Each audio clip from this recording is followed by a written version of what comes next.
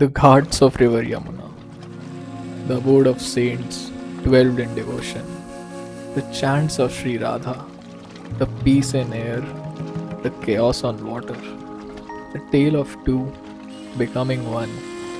Ladies and gentlemen, I present to you the holy land of Vrindavan.